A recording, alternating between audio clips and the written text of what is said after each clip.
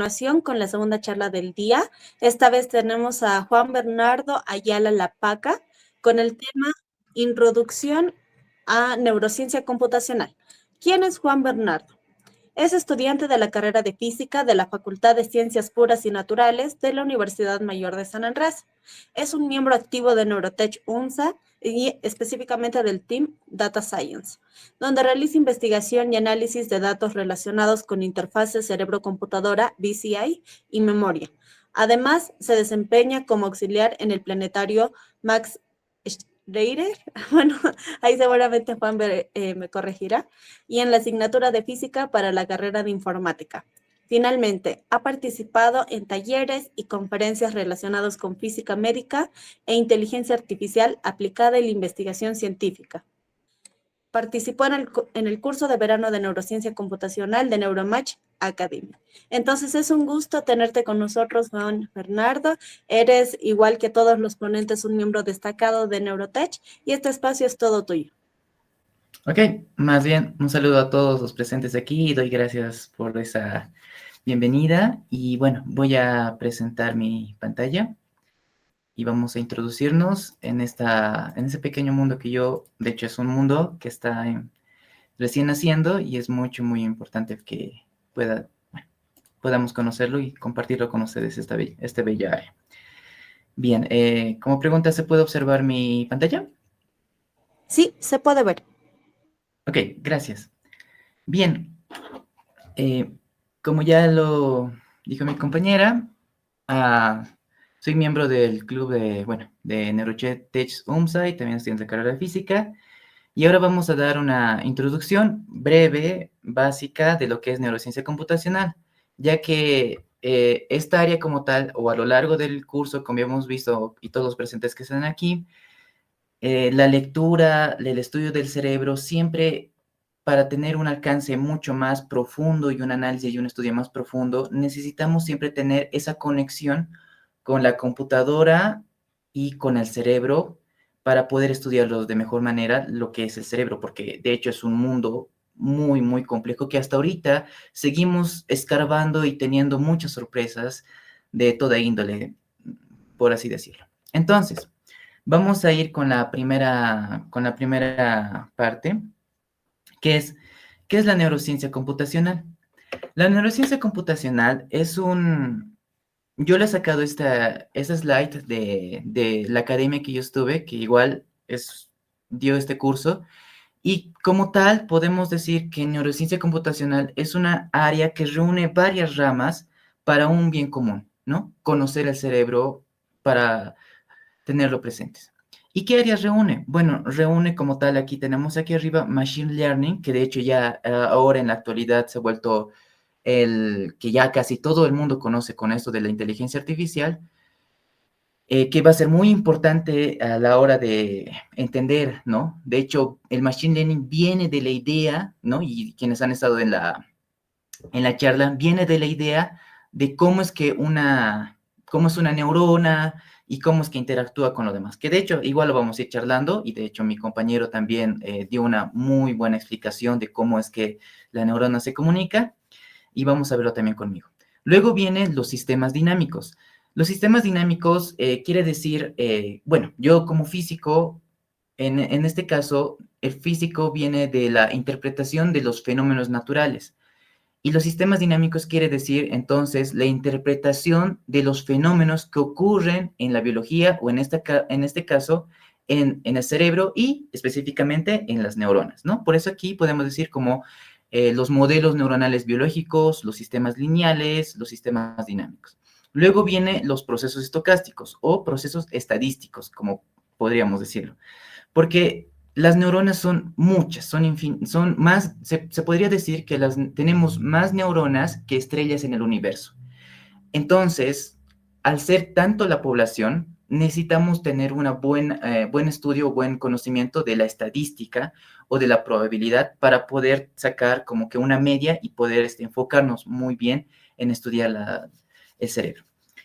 Como tal, viene la matemática, y de la matemática una rama muy importante es Python, que es el lenguaje de programación, ¿no? La forma en que nosotros nos comunicamos con la computadora el humano, ¿no? En este caso no el cerebro, pero el humano se comunica con la computadora con un lenguaje de programación y este lenguaje de programación que va a estar enfocado en estos temas va a ser Python. Y matemática, la básica matemática se puede decir que álgebra lineal, cálculo y como ven acá, estadística y probabilidad. Y luego viene de nuevo la introducción a modelos, porque como es una nueva, nosotros, o sea, el humano no lo podemos volver en ecuación. De hecho, la mesa, la lámpara, lo podemos volver en ecuación. Hasta la misma luz lo podemos volver en ecuación. Pero a sistemas orgánicos, volverlos en ecuación es algo complicado. Por lo tanto, entonces tenemos que saber interactuar o entender qué es lo que, cómo podríamos nosotros sintetizar todas estas cosas, todas estas vidas orgánicas o el cerebro como tal a un modelo matemático para sí qué, para poderlo estudiar. Entonces, como es, con esta breve explicación, podemos darnos cuenta de que la neurociencia computación abarca mucho, mucho contenido y necesita ayuda de todas las ramas posibles para poder entender estas cosas. Y como tal, eso es una nueva área, o sea, eso es un área que, como un compañero me decía, que recién tiene 10 años, o sea, está aún creciendo y está en pañales. Entonces, hay mucha tela por cortar aún.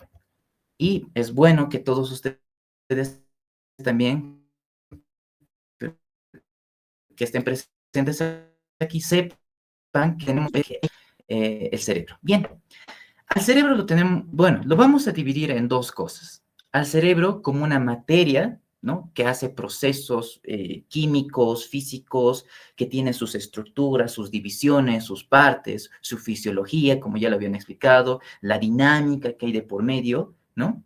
Que ya tenemos cierto estudio de por medio, ya lo podemos como tal, se podría decir, hay imágenes, hay videos como tal, y el otro que ya es algo más etéreo, yo lo podría decir, que es la mente, ¿no? Las ideas, los propósitos, las capacidades de encontrar, ¿no? Alianzas y, bueno, como tal, nuestro comportamiento, ¿no? Que ya es algo más muy, muy aparte, que de hecho tenemos que llegar a esa idea, ¿no? De poder entenderlo y de hecho se sigue entendiendo aún. Bien, entonces nos vamos a enfocar más que todo al cerebro como una materia física que lo podemos ver y tocar. Y eso, ¿y cuál es la materia física, no? La materia que nosotros podemos tocar, interactuar y estudiarla de mejor manera, ¿no? Es las neuronas, ¿no? Y nosotros lo podemos decir como hardware del cerebro. Y ahora, ¿cuál es el hardware del cerebro? Bien, aquí lo podemos ver que el cerebro está compuesto, su materia viva, al igual que las computadoras tienen sus procesadores, ¿no? Como sus cerebros, los CPUs, ¿no? Los Core i5, Core i6. De la misma manera, nuestro cerebro tiene esa máquina impulsora, nosotros le podríamos decir que son las neuronas. Y las neuronas han sido descubiertas, tengo entendido, por Ramón y Cajal, que era un neurocirujano, creo que ha sido uno de los primeros, podrían corregirme tal vez, quizá, pero este dibujo que vemos acá es mediante observaciones de tejidos cerebrales, ha podido observar este tipo de células que tenían ese tipo de configuraciones muy especializadas, muy interesantes, y de hecho por eso ha podido ganar su premio Nobel. Y gracias a este nuevo camino que él ha formado, ¿no? Él es el padre también de la neurocirugía. Entonces, nosotros ya hemos podido estudiar como tal y ya tener ya un punto de inicio para hacia adelante para estudiar esto. Entonces, el hardware del cerebro, las neuronas. Las neuronas las podemos ver como componentes eh, básicos de esta manera. Y ya mi compañero ya lo había dicho en la anterior charla, ha sido una charla muy bonita, ya especificando realmente cómo es que una neurona, ¿no? Interactúa, qué es lo que lleva. Entonces, por mi parte, le vamos a dar como tal una comunicación y una visión física de ello. Y ahora, como les dije en un principio, los físicos vemos los fenómenos. ¿Qué fenómeno ocurre cuando una neurona se comunica con otra neurona? Y nosotros, en mi lenguaje, lo podría decir, de hecho ahí va a haber una buena interpretación, es nosotros le vemos con potencial de acción. Ah, ¿y qué es el potencial de acción? Son señales o pulsos eléctricos. Y esos pulsos eléctricos nosotros lo podemos ver a nivel matemático o como tal, el potencial, ¿no? Como tal la palabra dice potencial de acción, con este gráfico que vemos aquí abajito, que de hecho aquí vemos, ¿no? Cuando una neurona se comunica con otra neurona, genera un potencial de acción, es decir, esta curvita. Esta curvita lo llamamos como spike en inglés, ¿no? Es un salto porque quiere decir que se ha comunicado con otra neurona y vuelve a cargar otra vez, ¿no? De hecho, ya habíamos visto esa explicación un poquito más. La comunicación entre dos neuronas se da por el proceso de sinapsis. La sinapsis, ya lo vemos, son aquí ya, como se ve en el gráfico de acá, pequeñas vesículas que lanzan hormonas y se comunican con otra neurona y hay un proceso físico como químico y ahora vamos al proceso físico. El proceso físico, como en este gráfico lo vemos nuevamente, vemos que una onda se va hacia un spike para comunicarse con otra onda. Y este de aquí abajo es otro spike, el down, en este caso, es que el que resta la señal o la información. Podemos decir entonces que la comunicación entre neuronas es muy importante de lo que es o varias más, ¿no? De hecho, yo mando una señal, ¿no?, mi cerebro que haga ese tipo de acción. Bien, teniendo en cuenta, teniendo que es, bueno, sabiendo de que estos saltos, estas señales, estas corrientes eléctricas diminutas, ¿no? ¿Cómo la leímos, no? Porque yo les he mostrado esto. Es esta óptica. ¿Cómo hacemos ese tipo de observación para poder para poder ver, en cierta manera, leer el cerebro, ¿no? Hay varias herramientas de mediciones eléctricas para ver esta actividad cerebral o neuronal. Podemos decir como el MEG, ¿no?, que es el magnetoencefalograma, que no es invasivo, que de hecho puede tomarse de manera externa. Luego viene el EEG, el electroencefalograma, que es que se coloca ciertas áreas del cerebro para poder leer de mejor manera la actividad cerebral en esas áreas específicas del cerebro, que como tal ya conocemos o podemos decir que el cerebro se divide en ciertas áreas o ciertas zonas especializadas en cada actividad. Vale. Y hay otros más que son más invasivas, se podría decir, como el ECOG, que igual ¿cómo se dice esto? Bueno, la cuestión es que entra adentro de la piel, justo como está haciendo Neuralink, entra dentro de la piel y lee las señales eléctricas, ¿no? O que también puede enviar señales eléctricas para ver qué tal, ¿no? Cómo reaccionaría el tejido cerebral, ¿no? Que entra más adentro. Y luego y esto viene el otro detector que es mucho más adentro, que de hecho ven aquí en la zona azul, se pone como tipo unos electrodos más adentro y que leen de mejor manera las señales, o en este caso los saltos de los potenciales de acción o spikes de las neuronas. Entonces, ya como ven acá, tenemos muchas maneras, bueno, hay varias herramientas para poder leer el cerebro. Ahora bien, antes de leer el cerebro, así como yo me comunico con la computadora y la computadora, gracias a un software, ¿no? O gracias a software y gracias a la informática como tal de por medio, se comunica conmigo, existe una matemática de por medio, todo un mundo matemático para que yo pueda hablar con la computadora y la computadora pueda comunicarse conmigo. De la misma manera, entonces, las señales eléctricas que envía el cerebro va a necesitar un intérprete para que nosotros podamos ver estos spikes o estos saltos, ¿no? Y así poder tener un mejor estudio del cerebro. Entonces, para eso vamos a tomar de prestado a lo que es el modelamiento físico o modelamiento biofísico, que de hecho ya es una ecuación. Y evidentemente uno tendría miedo a las ecuaciones, pero las ecuaciones son como poemas, yo lo interpreto de esta manera, que dicen que está siendo cierto de manera reducida y simple. Nada más.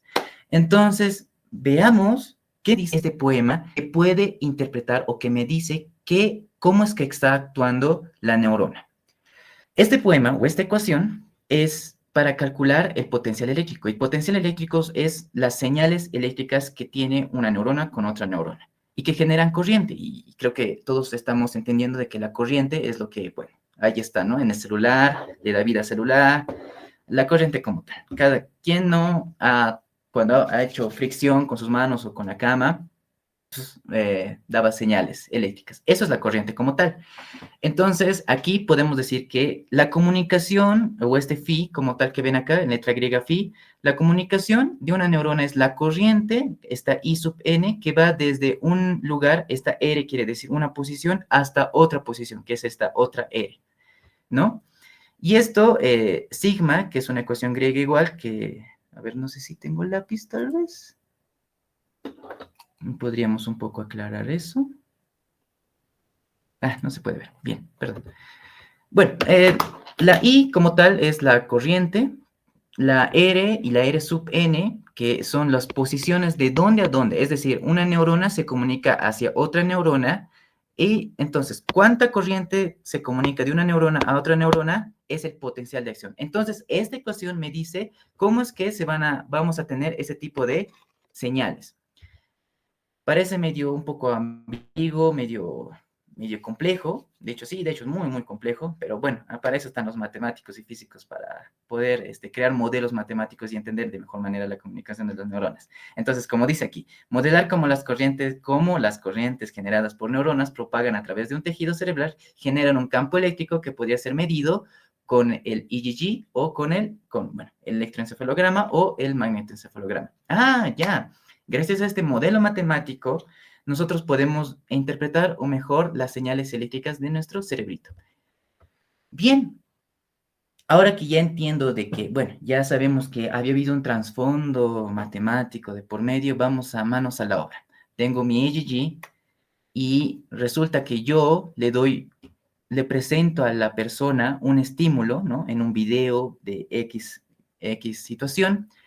Y nosotros al cerebro que está conectado con un EEG o con un magnetoencefalograma, lo leo, ¿no? Y aquí ya tengo que vemos que estas señales que se ven perturbadas o ya está generando lo que a nosotros va a ser muy importante entender en esta área, que es un evento. Cada estímulo se le llama un evento y este evento va a ser importante para poder leer qué está pasando con el cerebro y después ya nosotros la vamos a, bajo, de hecho, como nosotros no podemos estar generalmente como personas en un solo pensamiento. Tenemos muchos pensamientos que, bueno, siempre nos distraemos. De la misma manera, cuando nosotros le presentamos un estímulo al cerebro, el cerebro no va a pensar solamente, digamos, en un número 3, sino va a estar en un 3, cómo estará mi gato, habré limpiado la casa, y etc. Y eso se le llama ruido.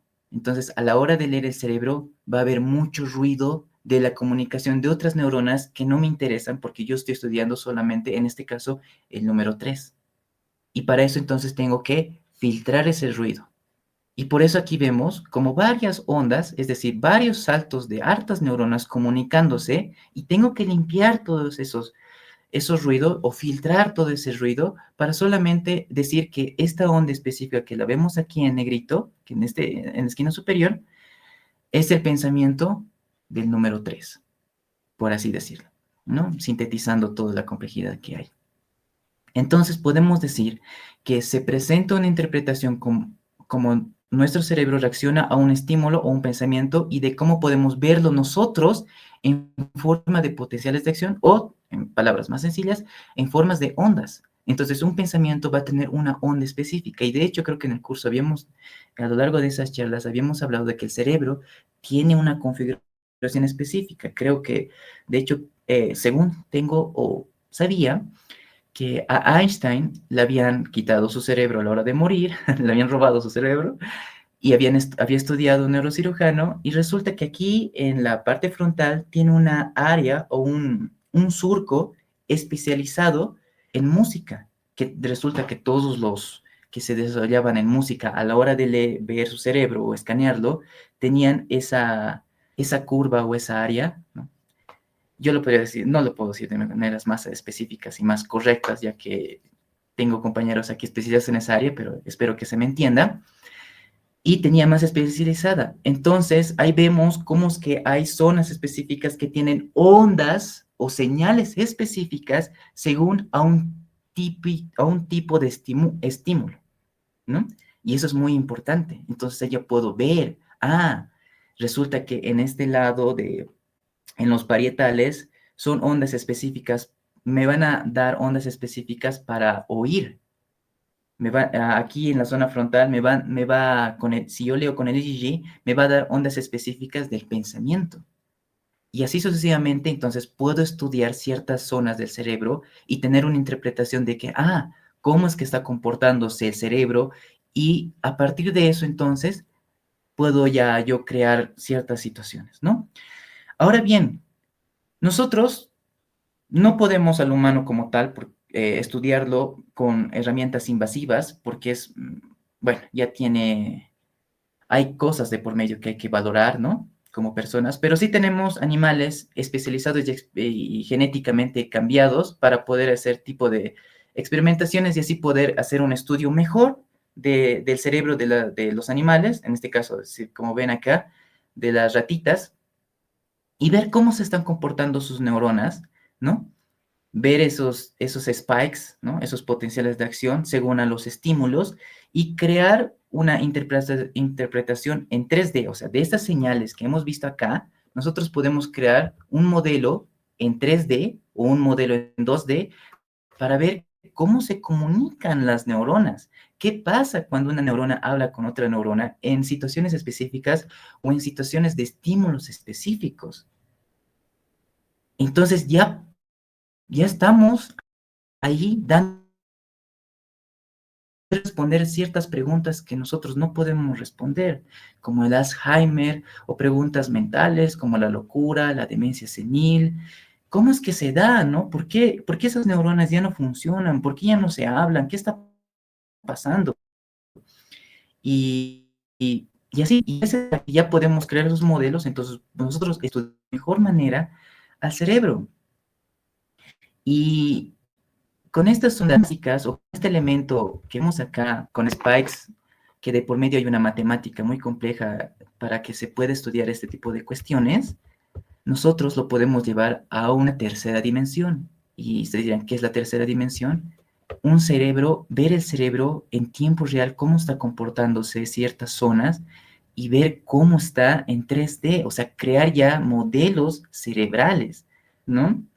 Y aparte, gracias a esta interpretación ha podido surgir lo que son las redes neuronales, el deep learning, y toda la cuestión que hay, ¿no? Gracias a que hemos podido leer al cerebro por señales, ¿no? Por spikes, por esos potenciales de acción, los informáticos, los matemáticos han podido crear lo que son las inteligencias artificiales. Es algo, para mí, algo muy sorprendente y de hecho muy bonito para ver. Y gracias a que también podemos leer el cerebro, podemos también y hemos podido encontrar tumores cerebrales, porque a veces hay zonas que no trabajan como debería estar trabajando y como nosotros nos damos cuenta, por las señales que me da con el EEG, con el magneto, con todas las herramientas para medir las señales eléctricas, yo puedo saber cómo es que ese cerebro es sano o no sano, ¿no? Y claro, hay un mundo muy complejo, tanto médico, psicológico, psiquiátrico. Aquí yo solamente estoy dando, como estudiante de física, mi visión, tanto matemática como física, de cómo es que gracias a que hemos podido desarrollar esas herramientas, nosotros podemos observar el cerebro y podemos estudiar y podemos mejorar la calidad de vida de las personas. Ok, podemos entonces hacer un resumen más específico, decir, nosotros nos llega, gracias a los sentidos, nos llega señales, ¿no? Que hacen que nuestro cerebro reaccione y ciertas áreas del cerebro, pues, eh, hablen más, entre comillas podemos decirlo, y así ver cómo, ¿no? Como el tacto, como la vista, el olor, el sabor, el ruido, y gracias a estas EEGs, estos BCIs o Brain Interpret Computer, podemos llevarlo al lenguaje de máquina y gracias a los modelos matemáticos puedo ver yo cómo una persona está pensando, ¿no? Y aquí, como ven acá, en este gráfico que es el potencial de acción versus el tiempo, se ve hartos puntitos, ¿no? ¿Ven? Ese es el ruido de hartas, yo le podría decir como ruidos del pensamiento. Vemos harto ruido y nosotros tenemos que limpiar ese ruido para encontrar si hay o no perturbaciones en el cerebro, si hay alguna enfermedad o si todo está bien, o de por medio también hacer más investigación de cómo está el cerebro, ¿no? Y gracias a esto, entonces, y los modelos matemáticos, como el Neuralink está teniendo, ¿no? Avances, y también nosotros ya, personas, nos estamos educando en esta área y también gracias a poder leer todas estas señales, todos estos datos, porque son datos de 5 millones de datos, 10 millones de datos, nosotros podemos eh, ayudar, ¿no? A que se interpreten mejor las investigaciones de las demás áreas, ¿no? Como el área de medicina, como el área de psicología, gracias a que nosotros como neurociencia computacional podemos leer estos datos, podemos decirle sí, efectivamente, la memoria existe a largo plazo, sí, efectivamente, esta persona no piensa bien en la altura, ¿no? Porque estas señales son muy diferentes a las señales de una persona del nivel del mar. Entonces, creo que es una herramienta muy grande, muy poderosa y que también nos ayudaría entre conjunto para poder responder ciertas dudas, ¿no? Ok, sí, ustedes que gracias a que han podido observar y ver todo lo que he dicho de una manera tal vez muy resumida, ¿no? ¿Qué necesitaría para saber? Tal vez necesitaría saber lenguajes de programación porque gracias a que las señales lo podemos volver en números, entonces los números se pueden programar en un lenguaje de programación y podemos sacar modelos matemáticos y a partir de ahí podemos sacar conclusiones o análisis muy, muy buenos. La matemática de por medio que preside a la programación, que es el álgebra lineal, que es muy importante. De hecho, como físico, el álgebra lineal me da a entender cómo es que un grupo de neuronas habla con otro grupo de neuronas. Eso podría decirle por qué sería, porque uno diría, pero ¿por qué es importante? Uno que no le gusta tal vez la matemática o es muy complicado tal vez, y sí, evidentemente da mucho miedo a la hora de estudiarlo y no es nada sencillo. De hecho, también es muy respetable esa área, como también la área de las letras, pero el álgebra lineal me responde preguntas de por qué un grupo de neuronas o una red neuronal se puede comunicar con otro grupo de neuronas o otra red neuronal. Y eso lo sé gracias al álgebra lineal. El cálculo, como tal, las derivadas integrales y ecuaciones diferenciales, me dan la herramienta para que yo pueda construir un modelo matemático para poder analizar por qué, bueno, al decir modelo matemático me refiero a una ecuación matemática para poder responder una pregunta. Y a las ecuaciones matemáticas, ya que estamos en la vida profesional, la necesitamos para todo, ¿no? Para saber no sé cuántos días de trabajo o los test psicológicos, por ejemplo, también son modelos matemáticos, solamente que son de una manera más simplificada, pero al final, en esencia, son modelos matemáticos y eso viene gracias al cálculo. Luego la estadística, de la misma manera, al ser 5 millones de datos, o sea, 5 millones de neuronas leídas, 10 millones de neuronas, entonces necesitamos nosotros reducir o simplificar todo ese contenido en una sola cosita que sea entendible y fácil de observar y fácil de leer. Y finalmente, el modelado. El cerebro, al ser un objeto tan, pero tan complejo, necesitamos sacar ecuaciones específicas, ¿no? Para poder observarlas. De hecho, eh, el magnetoencefalograma tiene una ecuación específica muy diferente al electroencefalograma, ¿no? Y gracias a esas interpretaciones hemos podido, gracias a esos modelos matemáticos, hemos podido tridimensionalizar, llegar al 3D del cerebro gracias a que hemos podido encontrar mejores maneras de modelos matemáticos para poder leer e interpretar el cerebro. Bien, entonces, ya creo que podríamos tal vez ya un poco más enfocar cuáles son sus aplicaciones de esta nueva área de la neurociencia computacional que aún, de hecho, no hay en Bolivia y tampoco hay muy poco, muy poco, ¿no? De hecho, y gracias a que también hay gente que está interesada en esta área, estamos así llenando y espero que en un futuro seamos parte de crear una carrera como tal de neurociencia computacional y pues sería una belleza, ¿no? ¿Para qué sería esta área que nos va a ayudar a entender el cerebro? Pues entender e interpretar el cerebro, que todavía, de hecho, es un enigma que aún, de hecho, solamente hemos visto al cerebro como un hardware. No estamos viendo aún la interpretación como un pensamiento, ¿no? Cómo piensan y cómo es ese ente como tal, la conciencia como tal. Entender de otro, y el siguiente punto, entender desde otro punto de vista las enfermedades mentales, ¿no? Gracias a que ya no tengo la necesidad, por así decirlo, abrir el cerebro y ver con mis ojitos si realmente existe un tumor. No, ya con estos métodos de que como en esta imagen se ve, el magnetoencefalograma, puedo ver ciertas zonas del cerebro que se ven afectadas o que están actuando de manera normal. De hecho, también podemos ver cuando una persona está deprimida, cómo es que su cerebro, gracias a estos elementos de la neurociencia computacional, podemos ver cómo se comporta un cerebro de una persona sana y de una persona deprimida, que es mucho, muy diferente. Cómo se comporta el cerebro cuando una persona está, no sé, demente, o hay varias interpretaciones que podríamos darle, ¿no? Nosotros, yo diría, un científico de neurociencia computacional solamente es un intérprete, ¿no?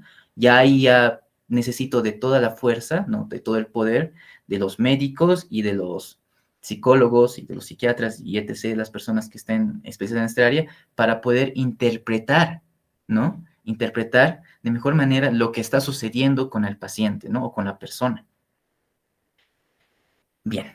Y, como aquí digo, buscar soluciones a las enfermedades mentales como Alzheimer, demencia, y etc., y etc., y pues también ver, ¿no? Las soluciones como tal. Y como ven acá arribita, hay un gráfico de un cerebro en 3D, que de hecho también gracias al modelado matemático podemos tener ese tipo de belleza, ¿no? De cómo es que está comportándose nuestro cerebro. Bien, para mí eso sería todo. Es una introducción rápida, básica, de lo que es lo que engloba este mundo de la neurociencia computacional. Muchas gracias. Si tuvieran alguna duda, quizá, yo estoy con todo gusto. Súper, muchísimas gracias, Bernardo. Vamos a enviar el link de Kahoot y el espacio de preguntas está abierto. Pueden levantar la mano, pueden escribir su pregunta por el mensaje de Google Meet. Entonces, igualmente aprovechen a Bernardo y tenemos la primera pregunta de Bruno. ¿Qué tal? Claro. Buenas tardes. Muchas gracias. No sé si nos podrías así igual hacer un pequeño resumen de algún modelo que mostraste, al menos así de forma Ah, general, ya, sí. como qué es lo que representa o qué variables se está tomando en cuenta. Ok, bueno, hay varios modelos. De hecho, sé que la gente que, bueno, las personas que estamos aquí presentes, decirlos como tal los modelos, a veces es un poco complicado, pero hay varios modelos y redes neuronales. De hecho, la red neuronal como tal es un sistema dinámico no lineal complejo, es decir, es una ecuación matemática caótica que necesita condiciones iniciales o boundary conditions. Entonces, a partir de eso, nosotros podemos entender. Ahora bien, con los boundary conditions o con las condiciones iniciales, yo puedo tomar cómo puedo leer cada modelo. Hay varios modelos, hay modelos caóticos por ejemplo, esa ecuación que les he mostrado era una ecuación de potencial de acción, que ahí como variables toma la intensidad, que en ese sería el potencial de acción, o sea, el voltaje en el tiempo. Eso serían mis dos variables iniciales, ¿no? Que de hecho eso es parte de ahí. Pero de hecho podríamos partir de varias cuestiones. Podríamos partir de las hormonas, la composición hormonal o composición química de eso. Podemos partir de varias condiciones iniciales. El cerebro, hasta, de hecho, podemos partir de condiciones más que cuantitativas, cualitativas. De hecho, una persona que se siente cansada, cómo es que reacciona ante un estímulo en el tiempo. Entonces, ya ahí tengo una variable cualitativa con una variable cuantitativa. Entonces, es todo un mundo. Lo que puedo decir entonces es que las variables como tal, bueno, las ecuaciones o los modelos como tal vienen de ecuaciones matemáticas caóticas, el caos. Y el caos es algo bien complicado de estudiarlo porque no engloba como unas ecuaciones normales algo general, sino necesitamos cosas específicas para estudiar, ¿no? Entonces yo podría decir eso ahorita, de hecho, tal vez puede ser muy general, vamos a estudiar el cerebro, pero es que no, hay zonas específicas con ecuaciones o neuronas específicas con sus ecuaciones específicas, ¿vale? Pero volviendo al punto inicial, Las variables iniciales con el IgG es time, tiempo y potencial de acción. Eso sería. Ok, gracias. No hay por qué.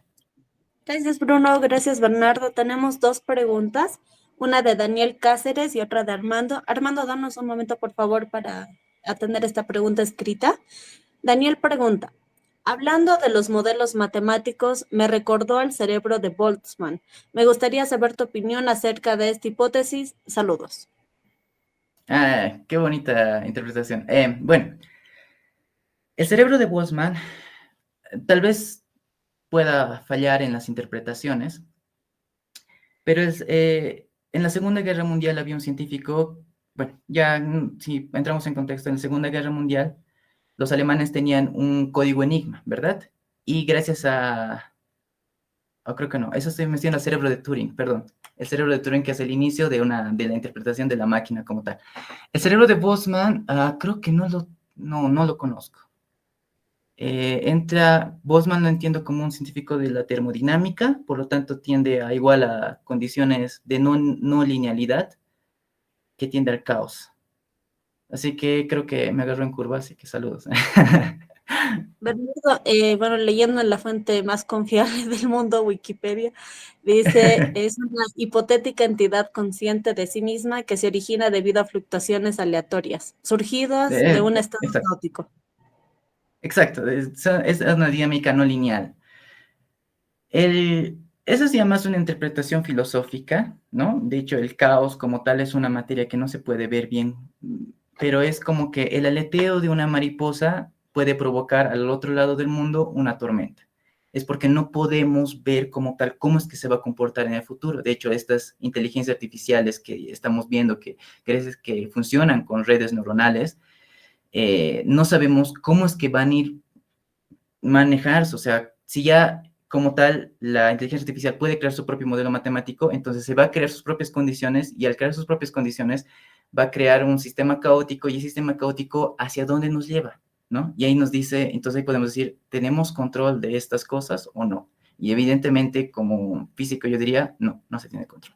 Pero y eso es otro tema muy, muy interesante. Súper, gracias, Bernardo. Ahora sí le damos la palabra a Armando. Armando, el espacio es tuyo.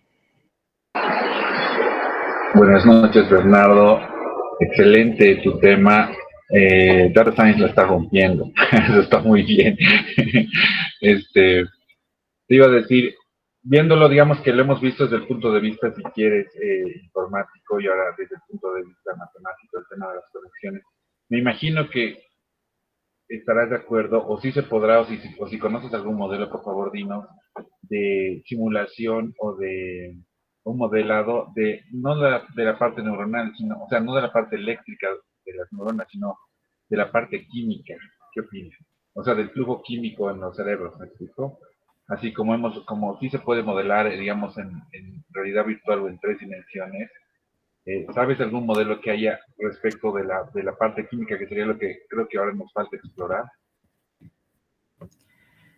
Qué bonito tema, y creo que lo voy a hacer con un ejemplo de... Gracias por tu pregunta también. Por ejemplo, no sé si han visto en la tele la publicidad que dice Neurobimin, ¿verdad?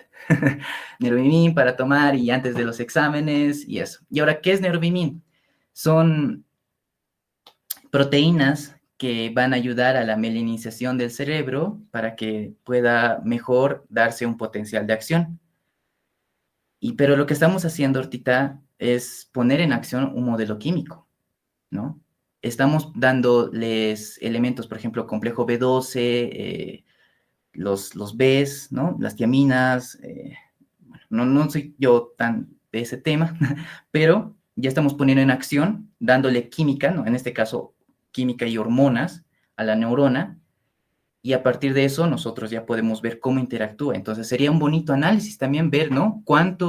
Si yo le doy harto complejo B, que el complejo B es algo que ayuda también a las neuronas o al cerebro como tal, creo que también se utiliza clonazepanes, hay antidepresivos, ¿verdad? Que también son cosas químicas. De hecho, ya están, ¿no? Se pone esos modelos químicos a la neurona y se ve cómo reacciona la neurona en el tiempo. Y gracias a que efectivamente funciona, ¿no? Se podría decir, por eso también son productos o que ya están puestos a la venta porque funciona, tiene ya una evidencia, es lo que se ha puesto en acción. Entonces, como tal, el nombre específico, porque de hecho hay nombres rusos, ¿no? Hay las neuronas de Kurov, creo que se llama también. Hay los análisis de... Bueno, hay mucha gente rusa también que está especializada en ese tema, que ven, ¿no? La química de por medio, el modelo químico, es decir, proteínas que le da la neurona, y nosotros, gracias a estos elementos, como es los EEGs, o los BCIs, ¿no? Nosotros podemos leer cómo es que, no sé, mientras harto complejo B le doy, la neurona cómo se comporta, ¿no? Se siente, ahí puedo también inducir un modelo de energía, tiene más energía, tiene un modelo más de, es que son varias variables que uno a la hora de poder medir un objeto tiene que también saber controlar, ¿no? Por eso, no por nada también se utilizan ratitas de laboratorio, porque están, yo lo que sé o tengo conocimiento es que están modificadas genéticamente para una situación en específica. Y si a esa ratita yo le doy mucho complejo B, esa ratita entonces sus neuronas va a ser específicamente en esa área. Y así, de hecho, este tema es muy grande, y también en la neurociencia computacional podemos hacer la simulación química, ¿no? De hecho, creo que hay simulaciones de moléculas que tengo una docente que hace simulaciones de moléculas. Igualmente podemos ahí incluir la simulación de moléculas dándole unas ciertas proteínas, ciertos componentes químicos a las neuronas y sacar ya un modelo matemático de lo que tal. Los modelos matemáticos como tal son muy versátiles. Uno cuando entra en el tema se puede crear muchas cosas. Entonces, para decir que hay un modelo específico, no, de hecho es limitarnos. Yo creo que me acuerdo que cuando un psicólogo igual me decía, a las personas cuando les damos test no es bueno porque le estamos limitando. De la misma manera, cuando estamos nombrando un modelo matemático, solamente lo estamos limitando porque podemos conseguir n variables, n situaciones, n cuestiones y demostrarlas. Ok, espero haber resuelto esa pregunta. Más bien, gracias. Súper, mil gracias, Bernardo. ¿Alguien más tuviera alguna pregunta? Puede levantar la mano o escribirla por los mensajes de Google Meet.